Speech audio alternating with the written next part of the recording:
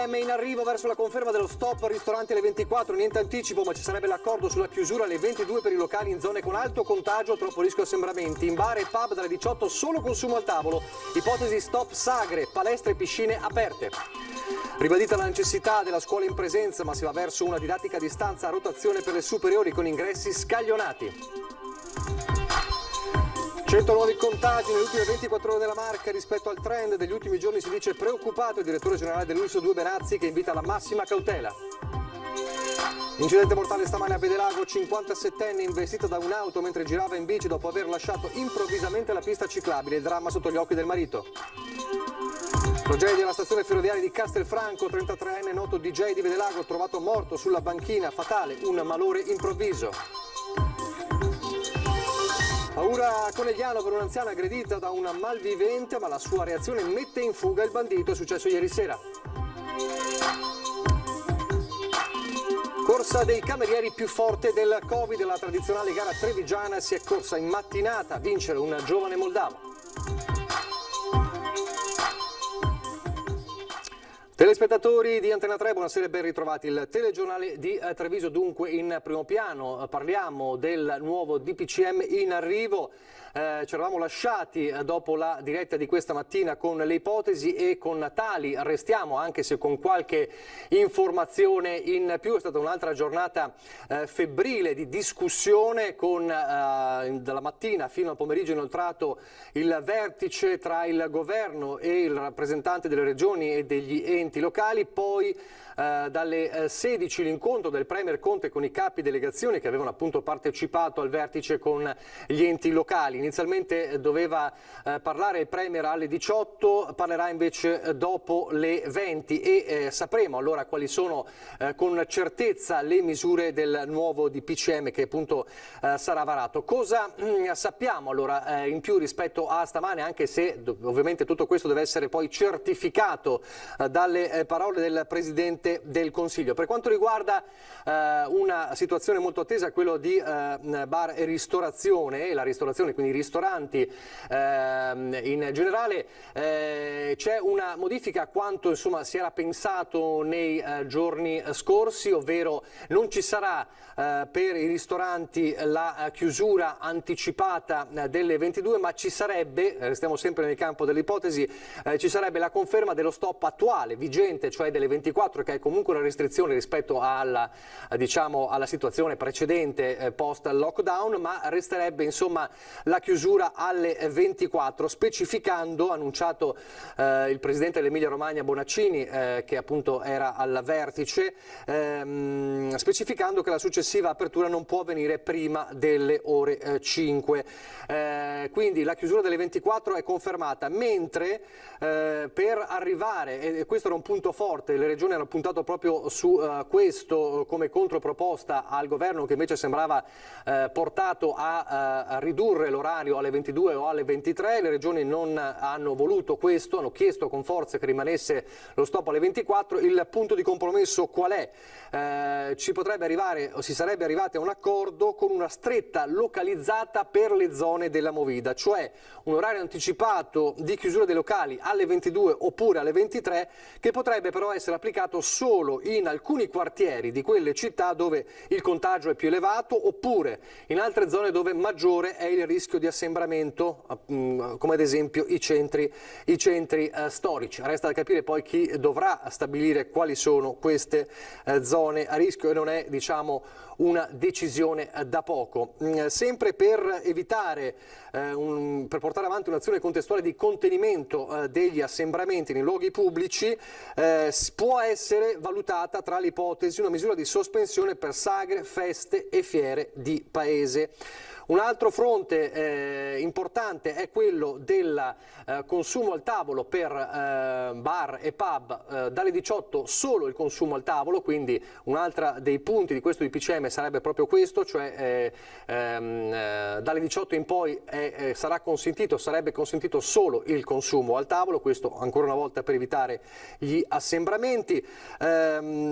C'era attesa anche per quanto riguarda le palestre. Sappiamo invece che centri estetici e parrucchieri già da stamattina si sapeva che non rientravano nel DPCM, potevano tirare un sospiro di sollievo. Bene, fonti del Ministero dello Sport hanno fatto sapere che nessuna decisione è stata presa ancora in merito alla chiusura di palestre e piscine. Il settore infatti negli ultimi mesi ha affrontato ingenti spese per adeguare i propri spazi e protocolli di sicurezza e nessuna evidenza scientifica denuncia focolai in relazione all'allenamento individuale dei luoghi controllati. Quindi palestre e piscine sarebbero sostanzialmente salve da restrizione.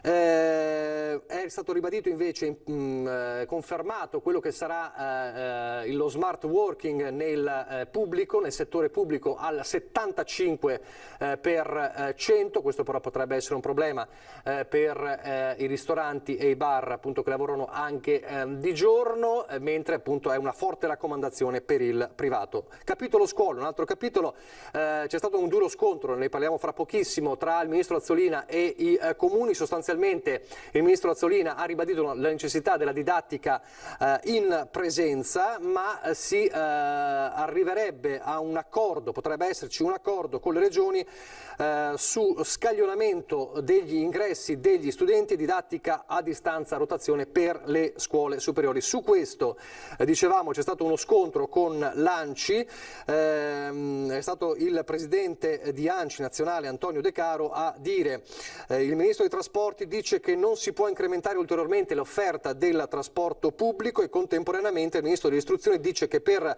rimodulare e scaglionare l'ingresso e l'uscita degli studenti della scuola superiore, alleggerendo così la pressione del trasporto pubblico, altro fronte aperto, dovremo fare incontri con qualche migliaio di dirigenti scolastici. A questo punto, dice De Caro, mentre il virus avanza, tra 2 settimane staremo ancora parlando di cosa fare. Insomma, i comuni chiedono che venga presa una decisione dal governo, che però invece vorrebbe sentire anche vorrebbe che i comuni sentissero i dirigenti scolastici, quindi su questo fronte c'è ancora da capire e dovremmo saperne qualcosa in più dopo le 20 con le parole del Presidente del Consiglio Giuseppe Conte. Questo è lo stato attuale dei fatti, queste sono le ipotesi che sappiamo, molte sono più che ipotesi, ma dovremo appunto aspettare più tardi per sapere se tutto questo poi trova una conferma definitiva. Tutto questo mentre la situazione dei contagi in Veneto è la seguente e anche nella Marca è la seguente. Allora vediamo il bollettino delle ultime ore in Veneto, 103 i nuovi casi positivi in Veneto, uno soltanto nella Marca. Dobbiamo però considerare anche il bollettino di questa mattina, quindi il totale del Veneto nelle ultime 24 ore di 497 nuovi contagi, decisamente minore rispetto ai 926 di ieri, ma comunque importante, e Treviso con 100 nuovi contagi nelle ultime 24 ore. C'è stato un aumento di ricoveri in Veneto in area non critica di 36 unità, mentre resta stabile, e questo è un altro dato importante, il numero dei pazienti in terapia intensiva è sostanzialmente uguale, 52. A Treviso resta il numero 0, importante per le terapie intensive. Non ci sono nuovi decessi, restano i 3 registrati questa mattina. I casi attualmente positivi in Veneto in questo momento sono 9.525, ci stiamo avvicinando ai 10.000 casi positivi totali in Veneto. Come sappiamo la maggior parte sono asintomatici, ma c'è una crescita anche di sintomatici. Allora, di fronte a queste cifre, il direttore generale dell'ULSS 2 Marca Trevigiana Benazzi, insomma, si dice comunque preoccupato per il trend che sta avanzando e quindi invita un po' tutti alla cautela. I contagi hanno ripreso ad aumentare a decine, addirittura a centinaia al giorno, e sebbene nelle terapie intensive trevigiane il numero di ricoverati per Covid sia ancora pari a 0, crescono i timori per un trend che rischia di far degenerare la situazione. Sono un po' preoccupato certamente, perché voglio dire abbiamo ormai un'implementazione poderosa, però devo dire che questa è anche legata molto al contact tracing che facciamo, cioè a tutti i contatti dei contatti che noi andiamo a rilevare. Quindi il fatto di fare tanti tamponi ci aiuta a isolare i casi casomai più difficili, quindi una nota positiva in tal senso. Niente focolai nelle scuole, dove i tamponi rapidi individuano piuttosto casi isolati. Sono altri i contesti in cui il virus si diffonde, come il coro di Barbisano, con 18 positivi, destinati fatalmente ad aumentare con i controlli tra i familiari. Covid che colpisce più duramente rispetto ai mesi scorsi. Sta riprendendo la sua carica virale e quindi sta diventando molto più diffusivo, molto più penetrante per quanto riguarda ovviamente le persone. Però devo anche dire una cosa, l'importante, e lo dico sempre, continuo a dirlo fino a sfinirmi: mascherina, 1 metro di distanza, evitare l'affollamento e lavaggio delle mani. Questo ci aiuta molto evidentemente a fermare, ecco, questa epidemia che sta montando, che sta diventando sempre più importante. Ai timori dei farmacisti di non avere a disposizione sufficienti quantitativi di vaccino anti-influenzale, Benazzi risponde tranquillizzandoli. L'assessore regionale Lanzarin si è spesa decisamente per portare a casa un numero adeguato di vaccini, per cui vaccinare i primi di novembre va benissimo, perché sappiamo tutti, lo sanno anche i farmacisti, che l'epidemia influenzale poi inizia dai primi di dicembre, fine novembre, primi di dicembre. Queste le parole del direttore dell'ULSS 2 Marca Trevigiana, Francesco Benazzi. Non c'entra Treviso, c'entra l'ULSS Scaligera, ma ha fatto un po' il giro della rete e non solo, un messaggio impressionante, insomma un racconto impressionante del primario di pneumologia dell'azienda ospedaliera di Verona, Claudio Micheletto, che ha postato queste frasi raccontando di come è stato riaperto il padiglione 13, un piccolo ospedale dedicato, racconta, solo al Covid-19. Riaprire queste stanze ci ha emozionato, ci sono tornate davanti le facce di tutti coloro che erano passati da quel reparto in primavera, alle loro sofferenze, ai loro sorrisi. Non siamo contenti di rientrare, racconta il primario veronese. A marzo affrontavamo l'ignoto, ora sappiamo cosa dobbiamo fare per tutti i prossimi mesi. Pensavamo, dice, di tornarci più avanti. E poi ancora, temo che questa notte si sia innescata una pesante recrudescenza. Termino, ha detto, una notte allucinante e continui ricoveri, mi sembra di rivedere un film già visto. E questo dunque sono le parole che fanno impressione, che hanno fatto impressione in queste ore del primario direttore del reparto di pneumologia dell'azienda ospedaliera di Verona, Claudio Micheletto, insomma, che ci ricorda come qual è la trincea che è sempre aperta degli ospedali, di chi lavora in ospedale. Torneremo a parlare di Covid fra poco, per discutere, raccontare degli effetti economici del Covid, anche legato ai ristoratori, ma non solo. Adesso però apriamo la pagina della cronaca, e la cronaca ci racconta di una tragedia avvenuta questa mattina a Vedelago.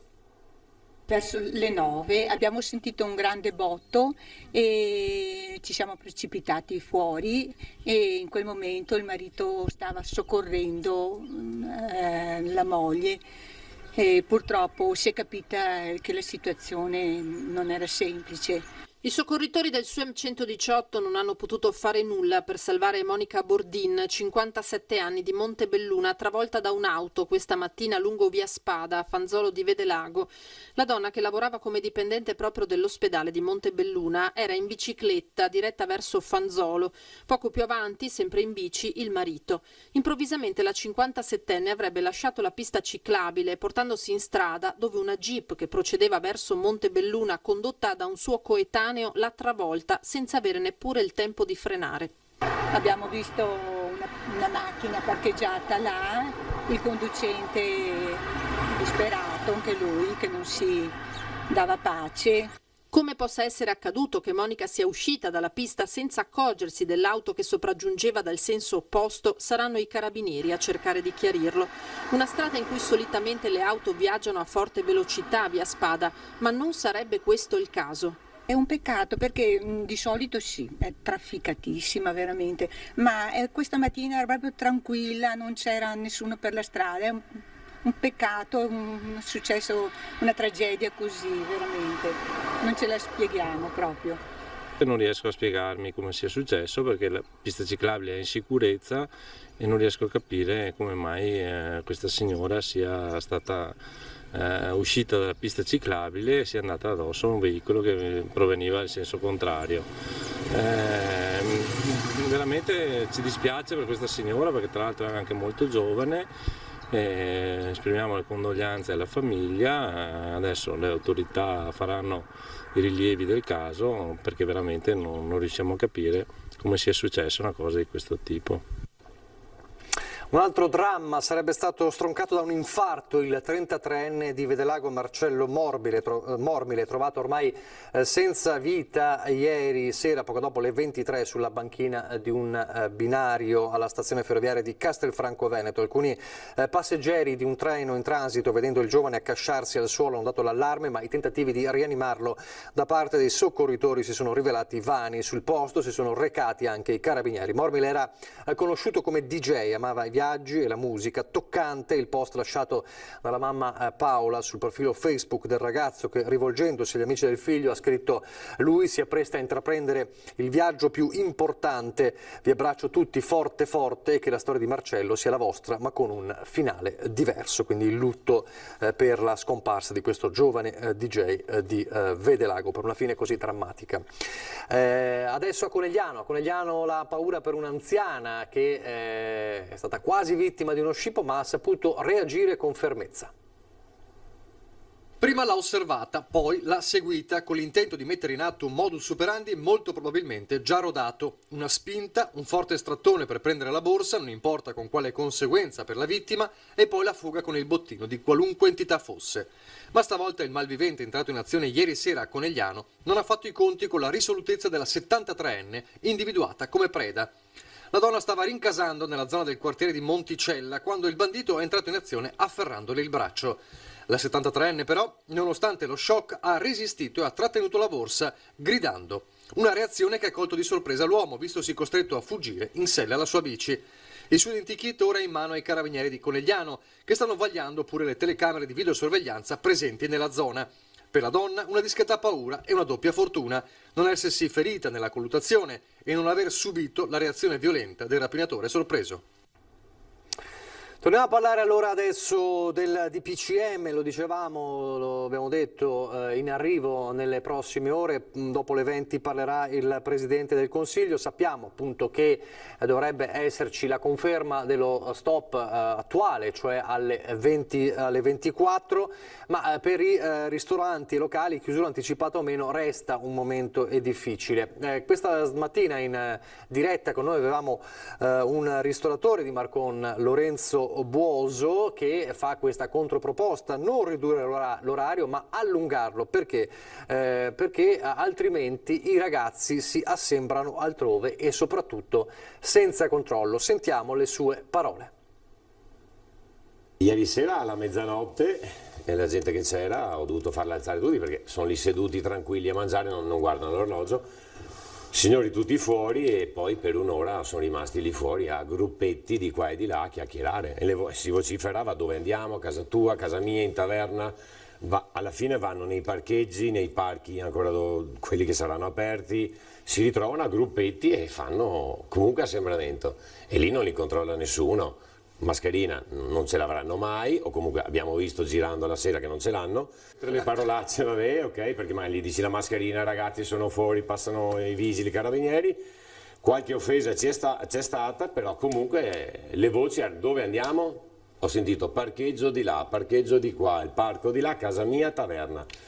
Poi avremo i vicini che devono controllare se uno arriva più di 6 persone, non 7. Io direi che al posto di chiudere dobbiamo lasciare aperto, in modo che se sono in ristorante da me fino alle 3 di notte o nei pub, noi li controlliamo, li facciamo intanto stare seduti e non in piedi. Perciò cominciano a lavorare anche dei baretti, pub che non lavorano tanto magari, perché se un pub tiene 100 ne ha 200 persone, vanno gli altri 100 e andranno alle altre parti. Perciò se sono seduti a consumare, a stare lì, noi li controlliamo. Quando li mandiamo fuori, basta, è finito. Questo dunque l'appello particolare del ristoratore. Poi non ci sono solo i ristoratori, c'è anche ovviamente chi vive ad esempio con gli spettacoli viaggianti, con le giostre, come ad esempio Hermes Mistrorigo, originario di Spresiano, che in questi giorni si trova alla fiera di Arsego nel Padovano e che ha iniziato a lavorare di fatto proprio in questo periodo da inizio febbraio.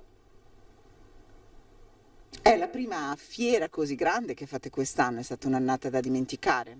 Sì, sicuramente sì, perché è dal 22 febbraio, quando io mi trovavo in Mantova, al Palazzo Te, dove c'era il Luna Park, che abbiamo dovuto chiudere per l'emergenza nazionale, quindi ci sta. Adesso come adesso, però, questa è la prima fiera che faccio da febbraio. È il Polipo con i suoi tentacoli a seggere l'attrazione di Hermes Mistrorigo che vive a Spresiano. Ha lavorato a luglio e agosto al Luna Park di Caorle e non certo con i ritmi dell'estate 2019, poi niente. È un anno disastroso per tutti, però ultimamente, diciamo così, visto che sono state tutte le aperture, sono state fatte un po' di tutti i settori, il nostro settore rimane penalizzato al 100%, direi. Il nostro settore, per esempio, il nostro codice Ateco è aperto, quindi noi possiamo lavorare con le dovute regole, non ci è concesso lavorare, però sono le amministrazioni che devono dare l'ok. E spiace, ma non ci sono la volontà da parte delle amministrazioni. Numerose le fiere d'autunno annullate, pochissime quelle sopravvissute durante l'estate, eppure le regole ci sono. Mascherina obbligatoria, ma è per tutti, perché da nuovo DPCM è obbligatorio per tutto e quindi questo ci agevola anche noi. Quando che prima dovevamo seguire tutti mascherina. Per quanto riguarda Selene Giostra, gel che è all'entrata del cancello, distanziamento sociale per tutti. Chi sale, sono conviventi, possono salire vicini, naturalmente, perché come quando si va in macchina o quant'altro. Chi logicamente non è convivente viene distanziato posto per posto. Giovedì 22 ottobre Hermes Mistrorigo parteciperà a Roma, in Piazza del Popolo, alla prima grande manifestazione degli operatori dello spettacolo viaggiante. Di coronavirus si muore, senza la minima possibilità di lavorare, le giostre sono destinate a chiudere. Allora, il fronte economico per aiutare le imprese, sempre stamani in diretta il neoconfermato assessore alle attività produttive della Regione del Veneto, Roberto Marcato, ci ha detto abbiamo un piano di Recovery Plan Veneto ormai pronto da sottoporre al governo. Sentite le sue parole. Noi abbiamo già lavorato sul Recovery Fund, io ho convocato tutte le categorie economiche un mese fa. Abbiamo preparato un Recovery Plan che poi è stato portato in giunta, in una delle ultimissime giunte o addirittura l'ultima giunta, e adesso lì il Presidente ha un documento con cui inizierà l'interlocuzione con il governo. Ecco, intanto io credo che sia importante che in Veneto arrivino le liquidità necessarie per dare una mano alla ripresa economica. Non fosse altro, e questo io lo dico ai rappresentanti di governo, non fosse altro che rimettere in moto regioni come la Lombardia, il Veneto e l'Emilia Romagna, che tra virgolette sono state quelle più colpite dal Covid. Rimetterli in moto da subito significa rimettere in moto l'economia del nostro paese. E infatti io per esempio non ho capito francamente l'ennesimo provvedimento fatto per le regioni del meridione, che finirà in un nulla di fatto come è sempre stato, dimenticandosi in realtà delle regioni traino, cioè quelle che riescono a mettere in moto anche le regioni del sud attraverso la loro ripresa economica. Adesso pochi istanti di pubblicità, poi torneremo a Castelfranco.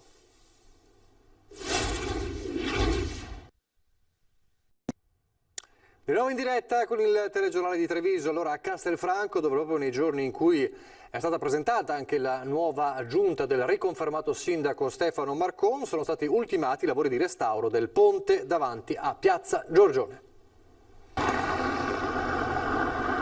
Ed eccolo restaurato il ponte che si trova di fronte a Piazza Giorgione, un intervento fondamentale visto che la struttura stava ormai cedendo.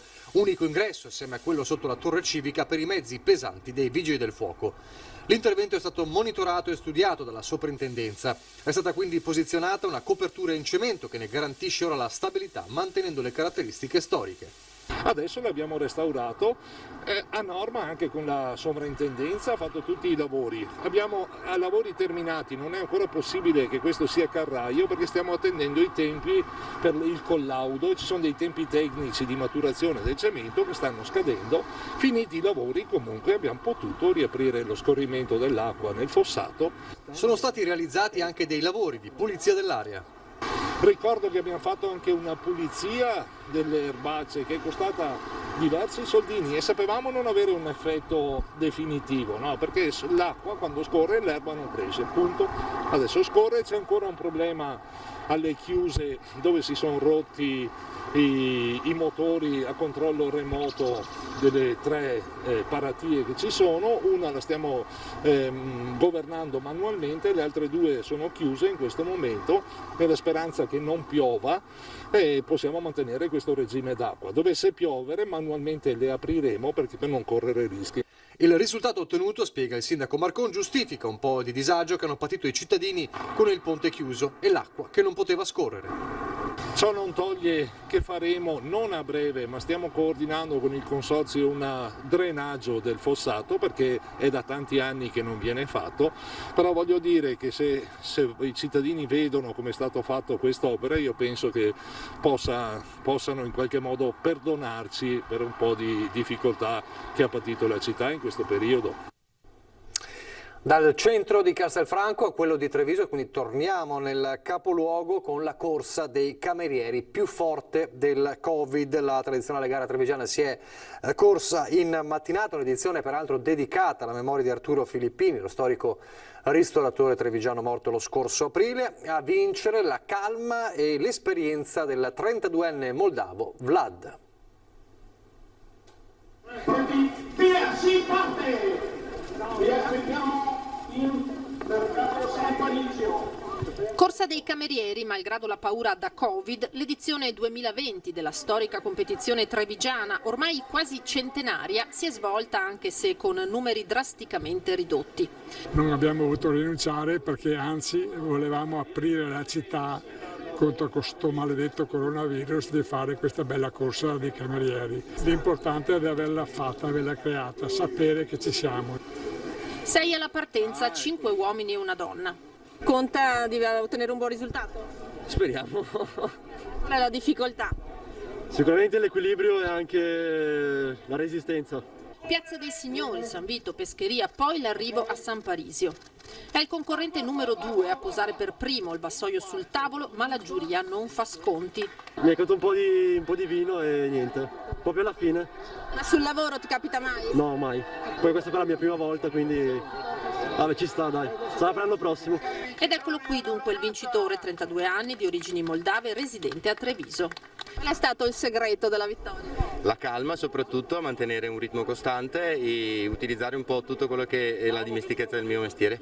Guai alla fretta. Sì, non farsi travolgere dall'emozione. A un certo punto del percorso comunque la fatica si sente la pressione, ma bisogna mantenere la calma come se fossimo in servizio. Da quanto fa questo lavoro? 10 anni. Corsa calma ma vassoio perfetto per l'unica donna in gara. Io ho visto che durante il tragitto la gente ti applaude, ti incoraggia, quindi meglio di così è già un po' una vittoria per noi. E poi c'è chi ha vinto in eleganza. Soprattutto lo stile. Autometa? Un po' di sorriso anche per chi è titolare di pub e ristoranti in questo momento difficile. Restiamo a Treviso, parliamo della lingua trevisana, è come di consueto la rubrica, come ogni domenica, a cura di Lucio Zanato, dedicato a un oggetto, una storia. In questo caso l'oggetto è la lingua trevisana. Sentite. Scusi, ma per andare in carcere? Guarda, va sempre dritto qua al Trezzo del Domo. Per qualcuno potrebbe essere il vecchio indirizzo prima del trasferimento della casa circondariale a Santabona, ma il Trezzo del Domo è soprattutto uno dei tanti termini di una lingua che certamente pochi oramai conoscono, ma dalla storia affascinante. È il gergo trevisan, salvato, se così si può dire, dall'architetto Giorgio Fantini in questo libretto del 1971 e che ora Paolo Bresolin, in gergo bistecca, sta cercando di ampliare e migliorare, riscoprendo termini e parole dimenticate tra Calle dei Dall'Oro e via San Nicolò. Caima Fonfa è la via dei Dall'Oro che dal Cortiveto degli Sbirri a via Castelmenardo era un rione a parte e il gergo serviva per non farsi capire neanche da nera, da Ghefa. della poesia, insomma. Una lingua nella lingua che Cino Boccazzi, nella prefazione del libro, inquadra perfettamente nella Treviso pre-bombardamento del 7 aprile 1944, quando perse parte di quell'aura di città gioiosa e tamorosa che da sempre l'accompagnava. Ecco allora perché questo gergo diventa quasi un cordone ombelicale con quel tempo, meno ricco economicamente, ma sicuramente più generoso in umanità, che si percepisce ad ogni parola con termini decisamente nuovi alle giovani orecchie, accompagnati a molti altri che comunque la tradizione orale delle nostre case continua a tramandare. Ecco allora lo stare in campana per indicare di stare attento, o la fumera per indicare un battibecco pesante. Una lingua che a guardare, anzi a sentir bene, non è solo dentro le mura di Fragioconto, ma copre l'intera Marca trevigiana. Un esempio? La succitata fumera nella Castellana è detta anche Spolvarò. Un linguaggio antico forse, ma che mai come oggi serve a tenerci uniti. E il gergo è una lingua, e posso dire anche molto molto bella. Che serve per non farsi capire è un altro discorso, però io avrei piacere che qualche giovane tornasse a imparare qualcosa. Adesso, assieme a Ciccio Fantin, che ha scritto il gergo trevigiano, faremo un nuovo libretto detto Cioccare il Vasco. Che vuol dire? Parlare bene la lingua del gergo. Il Vasco vuol dire parlare bene. Cioccare il Vasco. Cioccare il Vasco, sì. E allora ciocchiamo il Vasco. Sicuramente spero che tanti lo imparino. Siamo in chiusura, c'è solo il tempo per un piccolo flash di sport. Stiamo parlando di basket con la De Longhi Treviso che è impegnata contro Brindisi e alla fine del primo tempo comanda per 53-38 la sfida contro Brindisi. Importante la ricerca di una vittoria dopo 2 sconfitte consecutive, quindi sta vincendo la De Longhi alla fine del primo tempo contro Brindisi. È davvero tutto, vi lascio alle previsioni del tempo, grazie per averci seguito, arrivederci.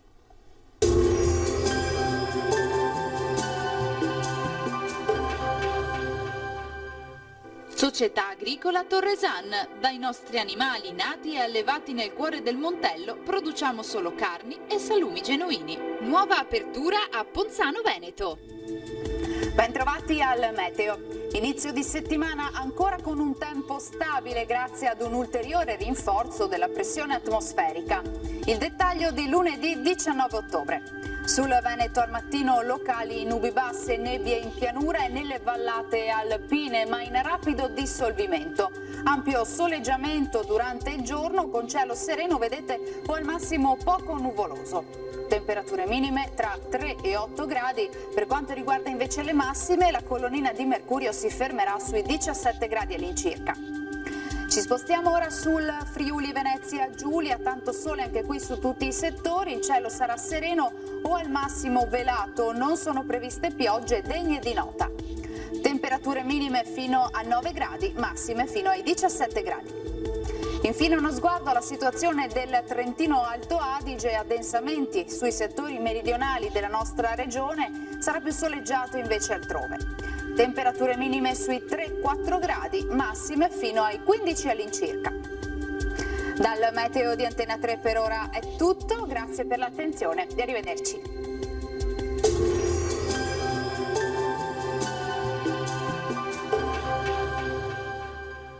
Società Agricola Torresan. Dai nostri animali nati e allevati nel cuore del Montello produciamo solo carni e salumi genuini. Nuova apertura a Ponzano Veneto.